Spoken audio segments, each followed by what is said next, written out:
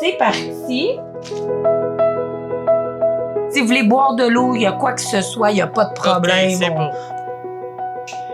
C'est parti?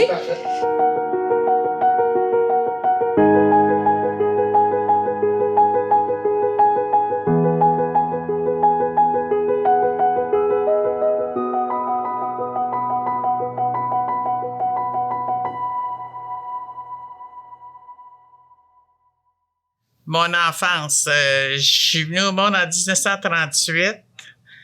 J'ai eu une très belle enfance toute ma vie, jusqu'à temps que je me marie, là, que j'ai quitté le foyer.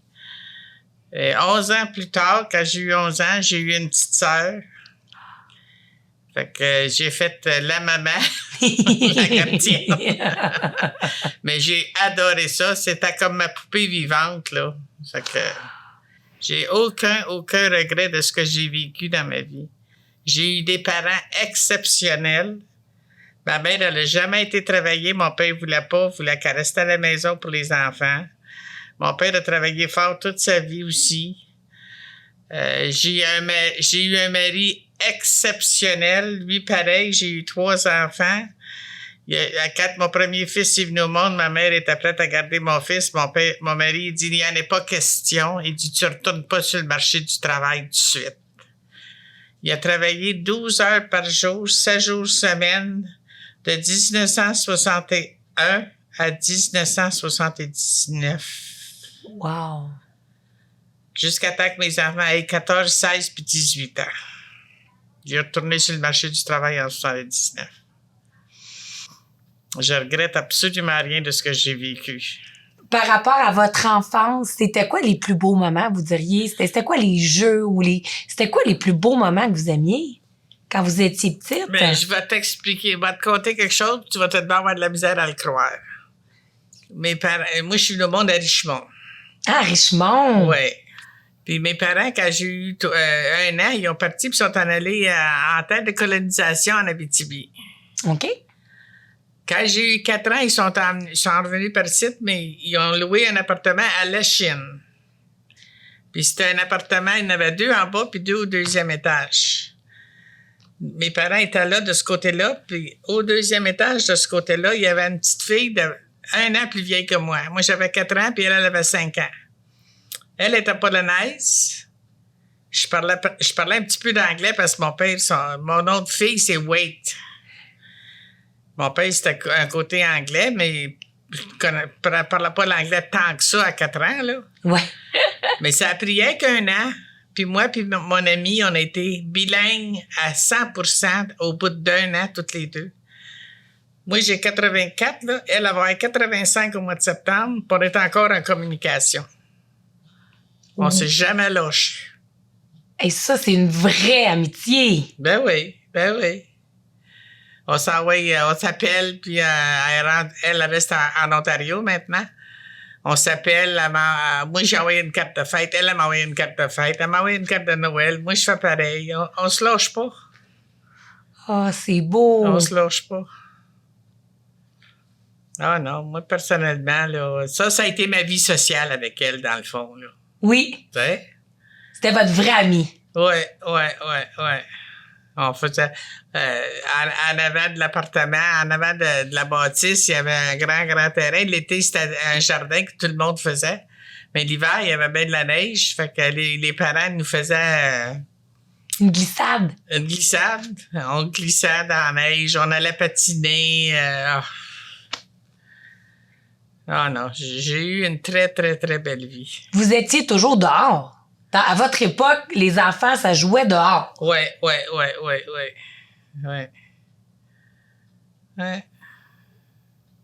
Ah non, j'ai aucun regret. Puis j'ai tout connu aussi la famille de mon père, la famille de ma mère. Parce que mon père, il était 10 enfants. J'ai pas connu mes grands-parents, par contre, mais parce qu'ils sont décédés trop jeunes. Mais j'ai connu ses frères et ses sœurs, puis tout ça, puis on a resté en contact, puis j'ai eu des cousins et des cousines sur le côté paternel, j'en ai eu sur le côté maternel, on se fréquente encore, puis on se voit, j'ai de la famille à Drummondville, à Saint-Cyril de Wendover, un peu partout. Victoriaville, en Hawaïdon. Quand on a déménagé à Magog, on a resté 13 ans à Magog. J'étais allé au bingo un soir, puis j'étais assis à côté d'une personne. Ça a cliqué toutes les deux. On allait ensemble au bingo tout le temps. On se fréquentait. C'est pas croyable. Vous êtes quelqu'un qui aime rencontrer les gens. Oui, j'aime les gens, oui. J'adore ça. Est-ce que vous êtes une famille tissée serrée parce que vous avez pris le temps d'être là, d'élever vos enfants? Oui. Puis mes enfants, depuis que mon mari est décédé, il m'en reste avec deux. Mon plus jeune est décédé en 2018 à l'âge de 52 ans. Mais ma fille, elle reste à 5 minutes d'ici, puis mon fils, il reste à Blainville. Mon fils part de Blainville, il vient me chercher. On retourne à Laval voir le spécialiste pour mes yeux, puis il revient me remener. C'est pas tous les jours, puis ni à tous les semaines, là, c'est à peu près à tous les 2-3 mois. Puis ma fille, elle s'occupe de toute ma paperasse parce que j'ai des problèmes avec mes yeux. Elle s'occupe de mon épicerie. Elle s'occupe de moi comme si j'étais sa fille. Oh! Je suis très, très, très choyée. Puis je suis bien contente qu'en 2017, qu'on ait décidé de s'en venir ici. Je suis très, très bien ici. Je suis heureuse. J'aime mieux ça que d'être seule dans une maison. Vous dites que vous avez comme une maladie dans l'œil qui fait en sorte que vous voyez que vous avez plus de difficultés à voir. Oui, comme là je te vois, là, mais je sais que t'es là, mais je te vois flou. Je peux pas voir ta figure telle comme qu'elle est, là, tu sais. Mais j'ai dépensé 5 000 $ dans un an pour aller voir des spécialistes pour voir s'ils pouvaient trouver le problème. Puis ils m'ont dit que c'était une chose génétique. Puis il y en a dans la famille à mon père qui ont eu la même chose. Fait que j'ai pogné toutes les gènes. Les gènes de la famille. Est-ce que ça a été difficile pour vous de l'accepter? Parce que vous êtes en bonne forme, là, quand même, là. Non, ça a pas été difficile de l'accepter dans le sens que jusqu'à temps... en 2019, ça a commencé à la fin de 2017. Puis en 2019, là, je conduisais encore. Puis en 2019, j'ai dit à mon mari, j'ai dit, regarde, là, je m'en vais canceller mon permis de conduire. J'ai dit, je jouais pas assez clair. J'ai dit, si j'ai un accident puis que je tue quelqu'un, je pourrais pas vivre avec ça toute ma vie sur mes épaules. Fait que quand je suis arrivé au bureau de licence, j'ai dit, je m'en viens canceller mon permis de conduire. Fait qu'elle s'en va dans l'ordinateur. Elle avait tous les dossiers. Elle dit, vous faites bien, madame, elle dit, avec votre problème de yeux. Fait que j'ai jamais eu de regrets. Mais là, jusqu'à temps que mon mari meure, ça allait bien parce que mon mari, on sortait pareil. Mais là, avec ma fille, c'est différent. Ma fille, elle travaille, puis... mais elle est toujours... S'il fallait que je l'appelle en urgence, ça serait tout de suite ça. Oh non, j'ai 2 enfants là, formidables, des petits-enfants formidables, des arrière-petits-enfants aussi. Oh! Je suis comblée, c'est tous les souhaits que j'avais rêvés toute ma vie. Oui. Ouais.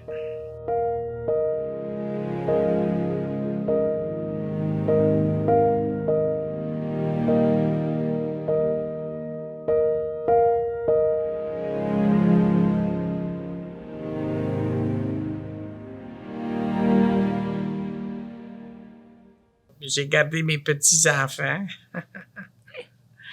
La première petite fille qui est venue au monde, on allait une fois par semaine chez mon fils pour voir la petite. Puis une fois, on arrive, puis ils ont les yeux cernés jusqu'au milieu des joues, les 2 parents. J'ai dit, voyons.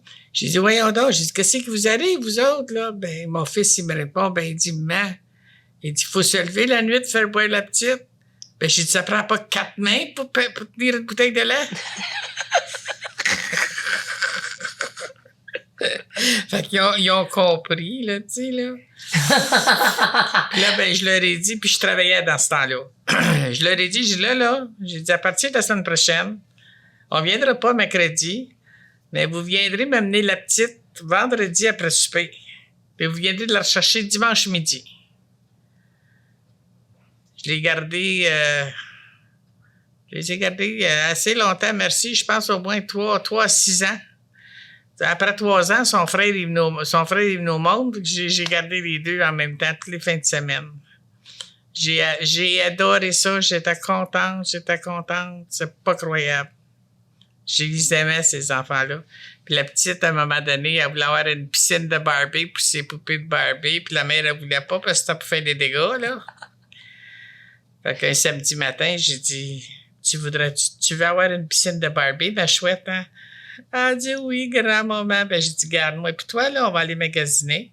Grand-maman va t'en acheter une. Mais j'ai dit, elle reste chez maman, chez grand-maman.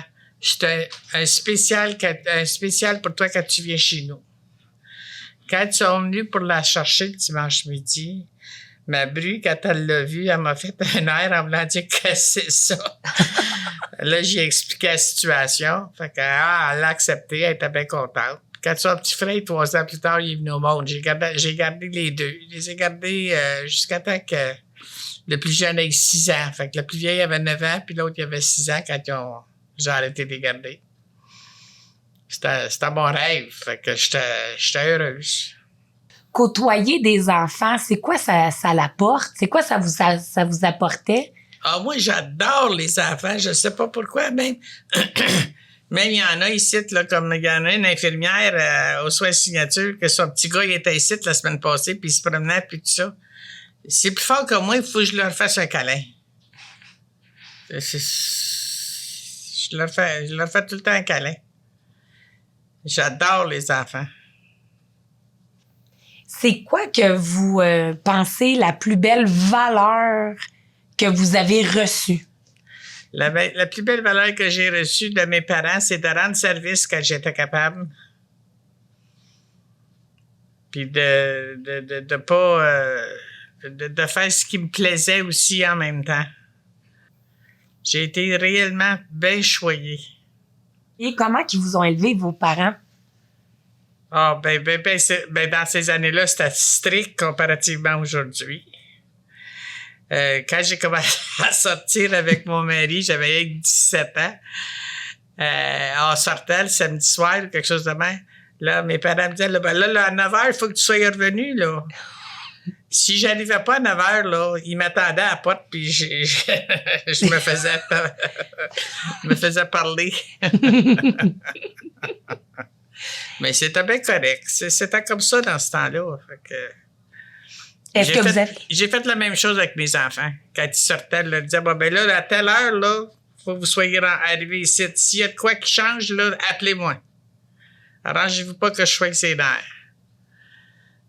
Okay, ils ont fait la même chose avec leurs enfants, eux autres aussi.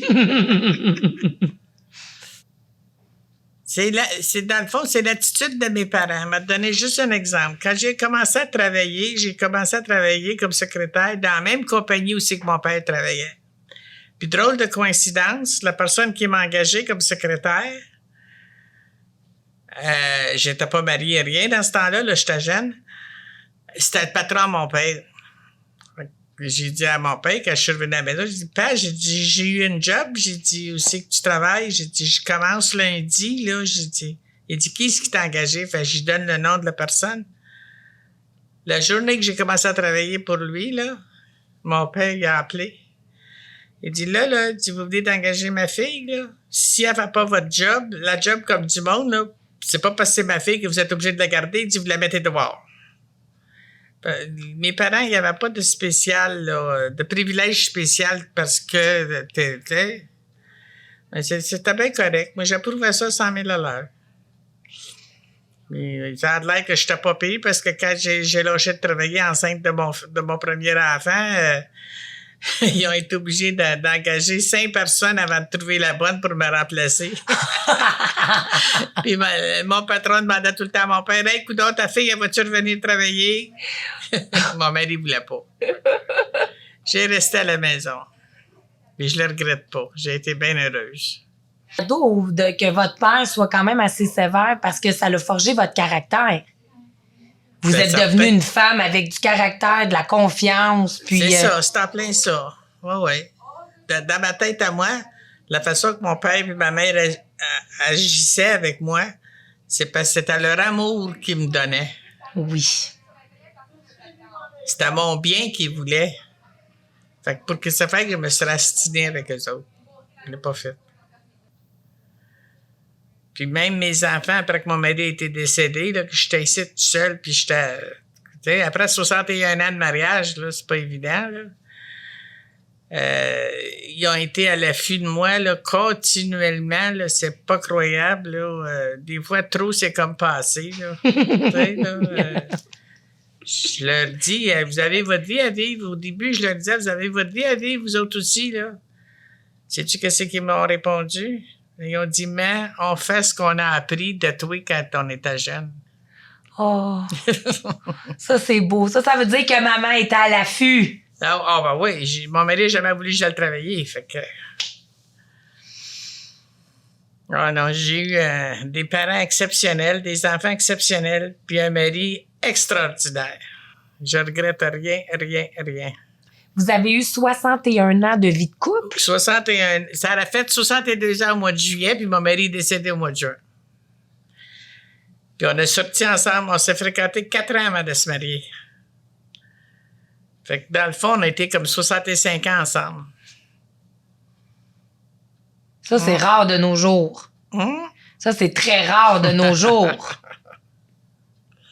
Ouais. C'est quoi la recette pour garder un couple uni? Ben, de prendre le temps de se parler, puis de se connaître, puis de se comprendre, puis d'accepter telle affaire, puis donner notre opinion, peu importe. Puis ça a toujours bien été. Pas eu de trouble. Est-ce que c'était vous, votre mari, qui avait plus le dernier mot? C'est moi. Mon mari, lui, pensait qu'à travailler puis gagner de l'argent pour pas en manquer, puis que les enfants, puis moi, puis lui, on ait tout ce qu'on avait besoin.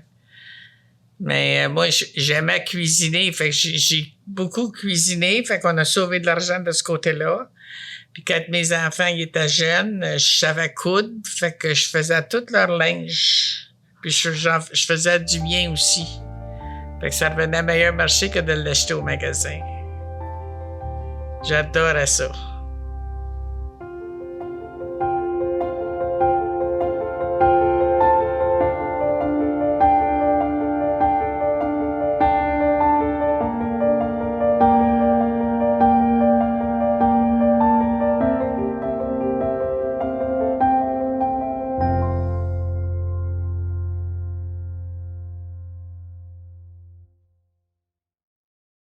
Est-ce que vous aviez peur avant de venir en résidence? Non. Vous aviez pas d'inquiétude? Non. On a resté à Saint-Lazare après qu'on a été mariés, mais après ça, on a déménagé à Magog. Puis en 2016, mon mari était souvent malade, il était à l'hôpital de Sherbrooke. Fait que mon fils, qui est décédé aujourd'hui, qui demeurait au CED, il dit, mais qu'est-ce que vous diriez si vous vous rapprocheriez de nous autres? Il dit, on fait 5 heures de route aller-retour pour venir voir 1 heure à l'hôpital. Fait qu'on a discuté, puis ma fille est venue vérifier ici, puis est venue vérifier à d'autres places. Elle nous a eu des rendez-vous. On a choisi ici, puis je l'ai jamais regretté. J'étais bien contente. Oui, le service qu'on a ici, là, c'est pas à 100%, c'est à 1000%, esprit. C'est pas croyable. C'est pas croyable comme tout le monde qui travaille ici, à l'admission, comme le gérant, la comptabilité, Dominique qui s'occupe des loisirs. Ceux qui travaillent sur la maintenance pour faire des rénovations, pour du ménage, ces affaires-là, sont tous à l'affût de tout le monde. C'est pas croyable. Ils sont toujours de bonne humeur. Bonjour, comment ça va? Fait que même aux soins signature, les infirmières qui travaillent là, puis tout ça, là, tout le monde sont 100 000 à l'heure, sont formidables. Même une fois, le groupe Maurice est venu faire un tour, puis je savais pas qui était dans le bureau d'Olivier, le directeur. Puis j'avais passé, ben, elle allait faire un coucou à Olivier. Oh, j'ai dit, je m'excuse. J'ai dit, êtes-vous résident, vous, monsieur? Il dit non, il dit, je fais partie du groupe Maurice. J'ai dit, ouais, ben, je vais vous dire une affaire, là. J'ai dit, si Olivier veut décider de changer de place, de plus travailler ici, là, laissez-les pas partir, puis vous allez avoir du regret. Oh, il est tellement à l'affût de tout le monde, c'est pas croyable. C'est pas croyable, tout le monde sont pareils. Puis moi, ben, j'ai pris une routine. Dans la semaine, du lundi au vendredi, à l'admission, puis les autres commencent à 8 heures le matin. Ben moi, je descends pour leur dire un coucou à 8 heures le matin. Si je fais pas ça, ma journée n'est pas bonne. Oh. Puis le directeur, lui, puis la comptabilité, il arrive à 9 heures, eux autres. Fait que je redescends à 9h15, puis je vais faire mon coucou à eux autres aussi. Puis quand ils me voient à cette heure, ah, bonjour, Madame Ouellette, comment ça va? Ah non, je les adore toutes de A à Z. Même ceux qui travaillent dans la cuisine, ceux qui travaillent dans la salle à manger, là, ils me connaissent tellement, là, parce que on a une fois par mois un journal, puis ils mettent toute la date de naissance, la date de fête de tous les résidents. Puis de ceux qui travaillent aussi. Fait que moi, je pars, puis je vais à la salle à manger, puis si c'est quelqu'un à la salle à manger, je vais le cogner, puis je vais parler à une telle, puis je leur souhaite bonne fête, puis tout ça. Quand je passe, ils me disent « Ah, bonjour, Madame Ouellette! » Quand ils ne me voient pas le lendemain, « Hey, êtes-vous correct hier? On vous a pas vu. » Ah non, Fait que c'est comme une famille. Ben oui. Ben oui. Je suis choyé. J'ai une amie qui reste sur le même étage que moi, là, puis on s'entend à la merveille. Ça va numéro 1. Je suis très choyé. Très choyé. Puis ça se passait comment, les fêtes d'anniversaire? Quand c'était la fête, est-ce que vous vous rappelez? Quand c'était votre fête, c'est quoi que votre mère faisait? Est-ce que... Ah, quand j'étais bien jeune, là... elle appelait ma petite amie en haut, là, puis on mangeait ensemble, puis ça. Puis après ça, quand on a vieilli, une fois par année, la famille à ma mère, qui demeurait à Drummondville dans le temps, faisait un party dans une salle pour le jour de l'an. Fait qu'on y allait toute la gang. Fait qu'on connaissait nos mononcles, nos tantes, nos cousins, nos cousines, puis on avait du fun. Ça, c'était des beaux souvenirs, là. Tout le monde rassemblé. Oui. Il y en a bien qui sont partis aussi, là. Mais qu'est-ce que tu veux, la vie, c'est ça, hein? Quand mes cousins et mes cousines sont rendus quasiment de mon âge, là, les parents sont partis.